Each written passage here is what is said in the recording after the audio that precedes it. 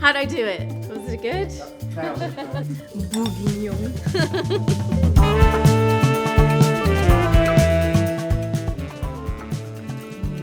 There's so much flavor. It tastes like beef, it tastes like red wine. You taste the onions, the carrots, the bacon, all of it. That is just comfort in a bowl. Love it. Hi everyone, so today I'm making some beef bourguignon boulettes, oui, over mashed potatoes. So I love a classic beef bourguignon. That would be made with something like a chuck, and that would take a long time to braise and kind of break down into that stew. Mince is an excellent little trick to keep up your sleeve. Using a mince means that you can make something that has all the flavors of a classic beef bourguignon in about a quarter of the time it takes to make a beef bourguignon. So I think that's a real winner of a dish for a weeknight.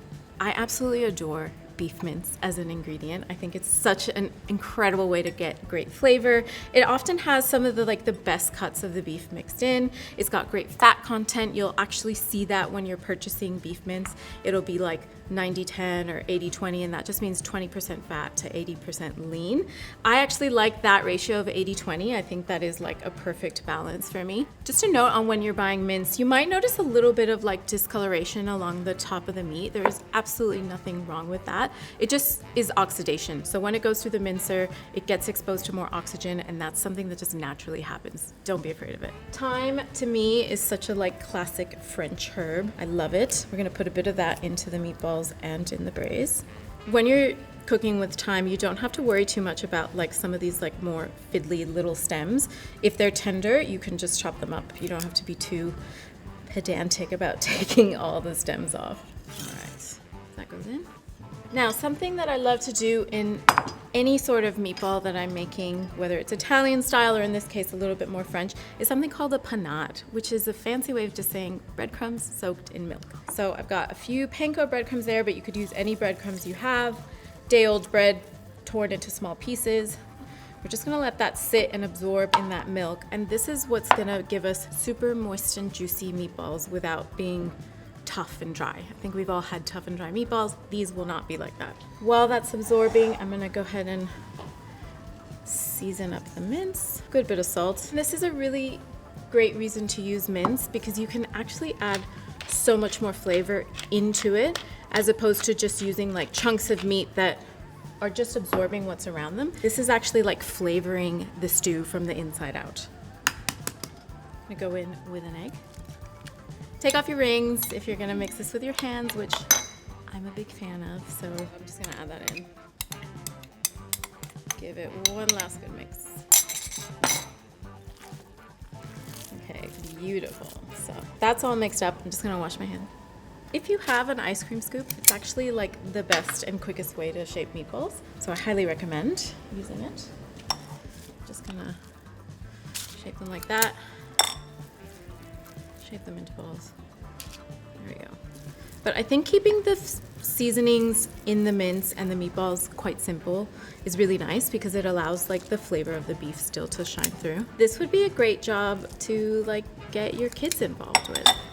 Get them to do the messy stuff. That makes 16 at that size. You could obviously make them a little bit bigger or smaller if you like, but to me that would be a perfect amount for about 4 people. So I'm just gonna get my mashed potatoes going here. I've got some peeled regular old potatoes, cut them into big chunks. Beautiful. So then I'm just gonna get them into some cold water here. You always wanna start potatoes in cold water. A little bit of salt. And that's it. Just get them on. Get them to boil until they're totally tender, and then we'll mash them up. All right, so we're ready to brown these delicious looking meatballs. Bit of olive oil in our pan here. Swirl it around. Make sure it's nicely coated.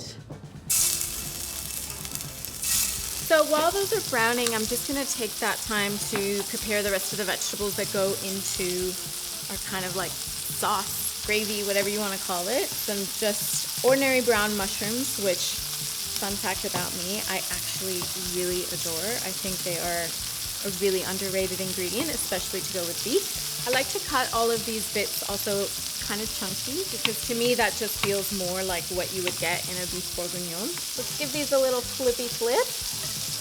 So they're beautifully brown and caramelized on the other side. So some of these maybe have gotten like a little bit darker than I would have wanted, but by the time everything like grazes all in there together, you won't notice it. It won't come off as like burnt on the palate. Get on to carrots. Get these out of here. Beautiful. See, those meatballs have given off a lot of that like fat that is in them, so I'm just going to drain off a bit of that. Keep a little bit in.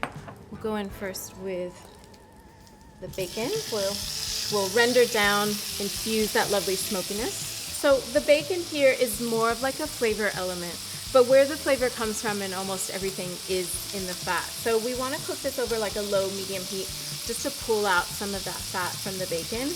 They can get crispy, they cannot get crispy. It just depends sometimes on the type of bacon you're using.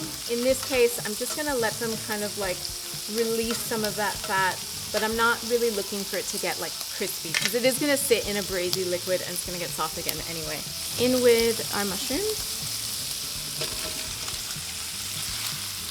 Oh, the bacon smells so good. The seasoning. Seasoning helps to like draw out some of the moisture from mushrooms so they get kind of like caramelized a little bit quicker. While those mushrooms are cooking, I'm gonna prepare the last of the veggies that's going in there, which is some shallots. Smells so good. It does smell good, doesn't it? Just going to order those. And in with our carrots.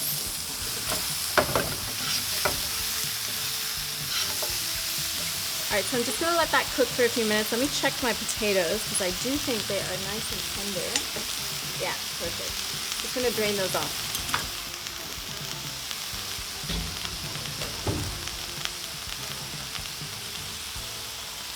So once you see those veggies have given up quite a bit of their liquid and everything from the bottom that was stuck on the pan is unstuck, that's a good cue. We're gonna go in with a few more herbs. I love rosemary in this. And I love to add herbs when there's like oil in the pan because I do think something about the herbs frying in that oil just infuses so much better.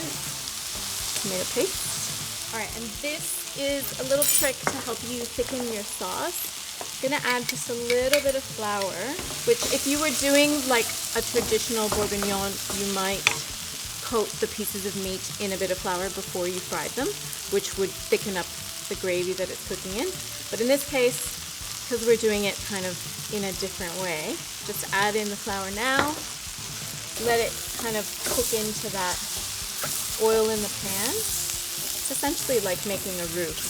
Another classic French technique for you, a roux, is just a mixture of like fat and flour that you'd add a liquid into. Could be milk to make a bechamel, could be stock to make like a sauce. And then the essential ingredient of the beef bourguignon, red wine. And as far as the red wine you use in a recipe like this, I always say pick something that you'd be happy to drink, but maybe not something that you'd want to like celebrate a birthday with. Doesn't need to be the best, but maybe not the worst either. Bit of beef stock. Then we go back in with our meatballs now that are gonna cook in the sauce as it thickens while the veggies cook. Okay, so that's simmering. Let's just get the lid on. Only about 15-20 minutes later, you're gonna have something totally delicious and remarkable. So onto our mashed potatoes. I've drained them. Just gonna get a bit of milk on to warm up. And this little tool is called a ricer. And that is, I think, my favorite tool for doing mashed potatoes. Of course, you could just go in there with a fork. You could go in with a spoon for something a little bit more textural. I quite like the mix of sort of smoothness and texture that you get from a ricer. Go right back into the pot. In terms of the type of potato I would use for something like a mashed potato, I like something that has a little bit of waxiness and starchiness. So something like Dutch cream actually is my favorite potato for mashed potato, and also gives you that beautiful yellow golden color. Okay, see how fluffy and gorgeous that is? So I'm just gonna keep this pan while I'm making them over like a low heat. So I like hot milk and cold butter in my mashed potatoes. I think that makes the best texture. So just pour, don't go all in with the milk because some of the potatoes might be a little more wet. You don't want to make them too wet from the start. But I do go in with all the butter because we definitely want that. Toast butter kind of like melts into the potatoes and makes this like, I guess you'd kind of call it like an emulsion. I don't really know if that's actually what's happening there, but something in that texture for me is just the best. Try it out. Let me know what you think.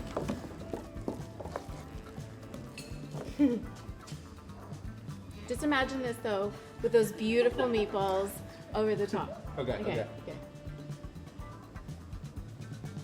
It's gonna be good, right? I can imagine it. Yeah. Oh, so good. Silky, velvety. Perfect. So that's done.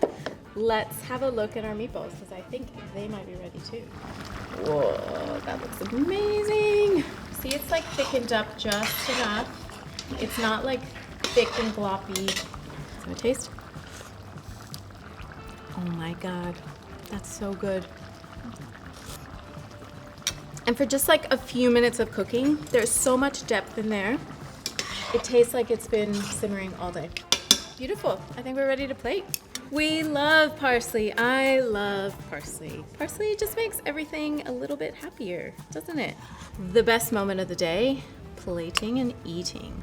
So I like to just make a little like bowl there for all of those boulettes. And a happy little sprinkle of parsley. And that only took just a few minutes. So incredibly simple. And I think that actually looks like something you might eat out at a restaurant. Let's have a taste. That is so good. I mean, anything with mashed potatoes on top has a tick in my book, but these are just incredible. There's so much flavor, even for just a short amount of time of cooking. It tastes like beef, it tastes like red wine. You taste the onions, the carrots, the bacon, all of it. That is just comfort in a bowl. Love it.